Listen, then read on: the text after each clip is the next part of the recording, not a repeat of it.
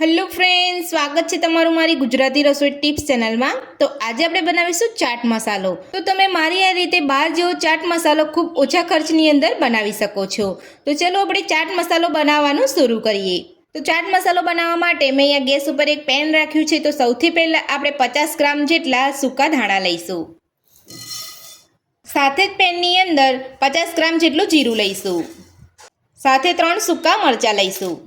25 થી 30 નંગ જેટલા કાળા મરી લઈશું। 20 ગ્રામ જેટલી વરિયાળી લઈશું।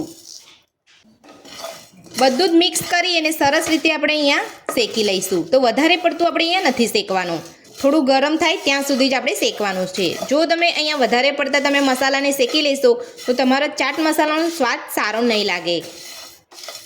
તો આ રીતે શેકવાથી જે ભેજનો ભાગ હોય એ બધો જ અહીંયા નીકળી જાય છે અને ચાટ મસાલો પણ એકદમ સરસ રીતે આપણો દળાઈને તૈયાર થાય છે। તો તમારે આ રીતે તમારે અહીંયા શેકતી વખતે તમારે હાથની મદદથી ચેક કરી લેવાનું છે। આ રીતે તમને અહીંયા થોડું ગરમ લાગે એટલે તમારે ગેસની ફ્લેમ બંધ કરી દેવાની છે અને 10 થી 15 સેકન્ડ જેટલું તમારે આ રીતે ફેરવતા રહેવાનું છે, એટલે તમારો અહીંયા બધો જ મસાલો સરસ રીતે શેકાઈ જશે।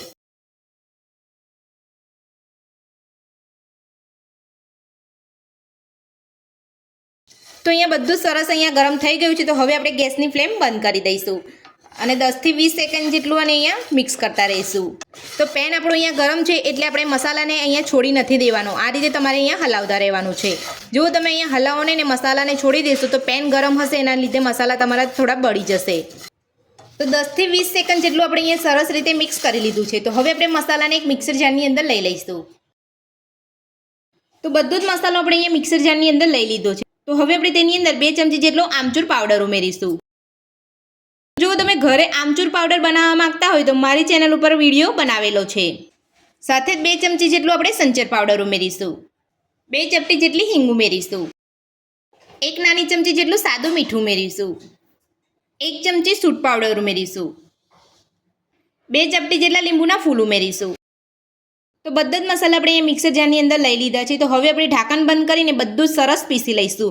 તો તમારે આ મસાલાને દરદરો નથી પીસવાનો, એકદમ તમારે અહીંયા પ્લેન પીસવાનો છે, એટલે કે ઝીણો પીસવાનો છે। તો બધો જ મસાલો અહીંયા આપણે પીસી લીધો છે। તો હવે આપણે ચેક કરી લઈશું। તો તમે જોઈ શકો છો આ રીતે તમારે મસાલાને પીસી લેવાનો છે। તો આ રીતે મસાલાને પીસી લીધા પછી તમારે ચાળીને ચાટ મસાલાનો ઉપયોગ કરવાનો છે। તો હવે આપણે મસાલાને ચાળી લઈશું। તો મસાલો ચાળવા માટે મેં એક ચાળણી લીધી છે, તેની અંદર આપણે લઈ લઈશું। બધા જ મસાલાને આપણે ચાળી લઈશું। તો મસાલો આપણે અહીંયા ચાળી લીધો છે અને તમે જોઈ શકો છો અહીંયા ચાળણીની અંદર આ રીતનો મોટો ભાગ વધ્યો છે। તો હવે આપણે તેને કાઢી નાખીશું અને આપણે અહીંયા ઉપયોગ નથી કરવાનો અને તમે જોઈ શકો છો એકદમ સરસ આપણો બારીક ચાટ મસાલો બનીને તૈયાર છે। તો ચાટ મસાલાને ચાળી અને એક બાઉલની અંદર લઈ લીધો છે। તો આ ચાટ મસાલો તમે 1 વર્ષ સુધી સ્ટોર કરવા માંગતા હોય તો આ રીતે એરટાઇટ બરણીની અંદર ભરી અને તમે સ્ટોર કરી શકો છો। તો ચાટ મસાલો બનાવવાની રીત તમને મારી કેવી લાગી મને કોમેન્ટ બોક્સમાં જરૂરથી જણાવજો। મારી આ રીતે ઘરે એકવાર જરૂરથી ટ્રાય કરજો। આજનો વિડીયો પસંદ આવે તો વિડીયોને લાઇક કરજો, ચેનલને સબસ્ક્રાઇબ કરજો, તમારા મિત્રોને જરૂરથી શેર કરજો। Thank you.